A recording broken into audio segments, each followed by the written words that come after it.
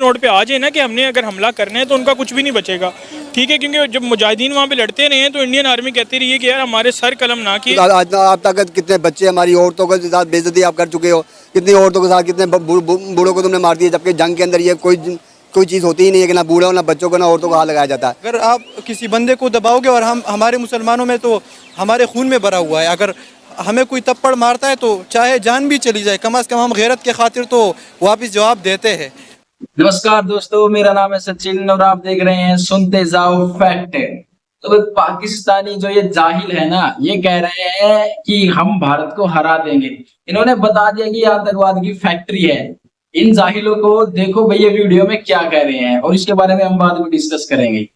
आइए देखते हैं इस वीडियो में। जितनी दहशतगर्दी किस दुनिया के किसी कोने में होती है वो पाकिस्तान करवाता है। अगर ये आपका इल्ज़ाम वो जो कर रहे हैं ना, अगर पाकिस्तान सीरियस नोट पे आ जाए ना कि हमने अगर हमला करना है तो उनका कुछ भी नहीं बचेगा, ठीक है। क्योंकि जब मुजाहिदीन वहाँ पे लड़ते रहे हैं तो इंडियन आर्मी कहती रही है कि यार हमारे सर कलम ना किए जाएं, इतनी बेइज्जती हमारी ना की जाए कि जो हमसे अफोर्ड ना हो सके पूरी दुनिया में।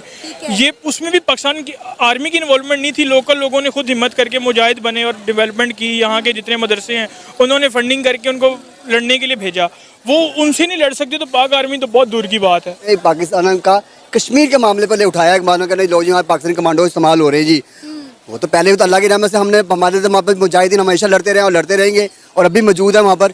हमारे फौजी उनकी मदद भी करते हैं। हम तो बराबर कहते हैं कि हमारे वहाँ मुजाहिद बैठे हुए हैं वहाँ पर लड़ने के लिए, हमको डरते किसी से।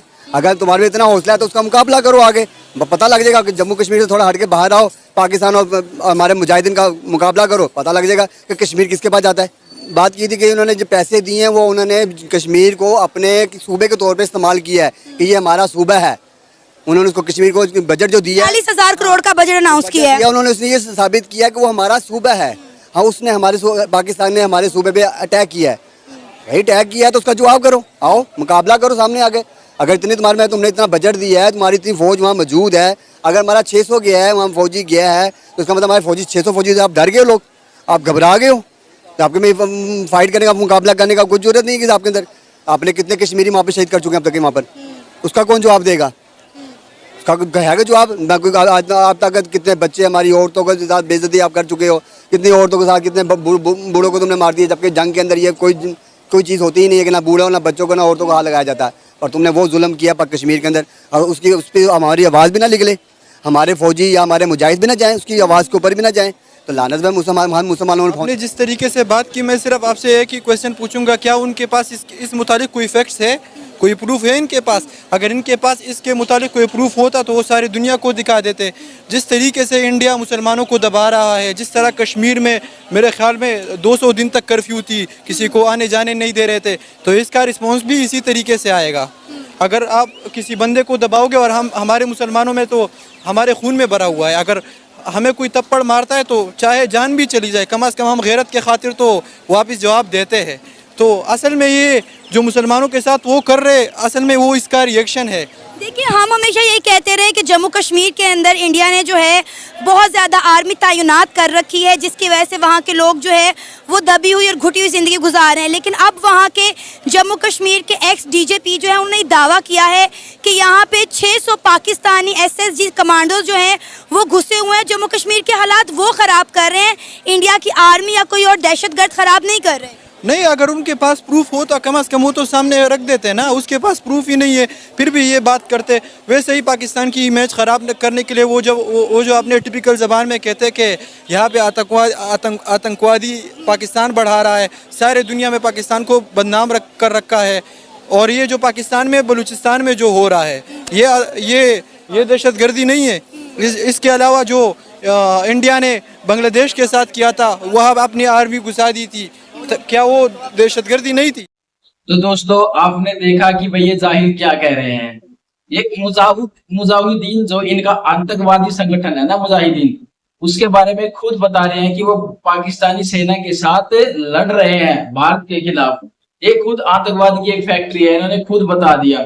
ये तो पूरी दुनिया जानती है कि भाई जहां भी आतंकवाद होता है, किसी भी देश में जब भी कोई आतंकवादी घटना होती है तो उसमें सबसे पहला नाम पाकिस्तान का ही आता है।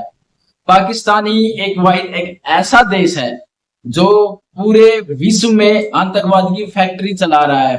भारत के खिलाफ तो कश्मीर में हमले करवाता ही रहता है, कभी पुलगांव में, कभी कभी एक बार मुंबई में हमला हुआ था ताज पे। इनके घर में खाने को कुछ नहीं होता, न पहनने को कुछ होता है, ये भूखे पेट आते हैं। और बाहर आके जब इनसे कोई पूछता है कि भारत को तुम क्या कहना चाहोगे, बस ये सीधा धमकी देना शुरू कर देते हैं कि हम शेर हैं, हम भारत को हरा देंगे, हमसे ताकतवर कोई नहीं। एक बार भारत कश्मीर से बाहर आकर हमसे लड़कर देखिए, कह रहा था भाई लाहौर तक आए थे, लाहौर तक आए थे, बड़ी मुश्किल से तुमने हाथ बांध जोड़कर हमसे पीछा छुड़वाया था, भारतीय सेना ने तुम्हारे सैनिकों से साइन करवाए थे। अगर अटल बिहारी वाजपेयी चाहते ना तो इस्लामाबाद में बैठकर चाय पी सकते थे, पर उन्होंने देश की जनता को समझा, तुम्हारे लोगों को भी समझा और समझौता कर लिया। पर अगर अब की बार ऐसी हरकत होती है ना तो भारत तुम लोगों को नहीं छोड़ेगा भाई।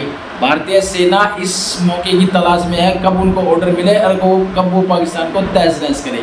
तो ऐसा कोई भी कमेंट देने से पहले थोड़ा सोच लिया करो, समझे।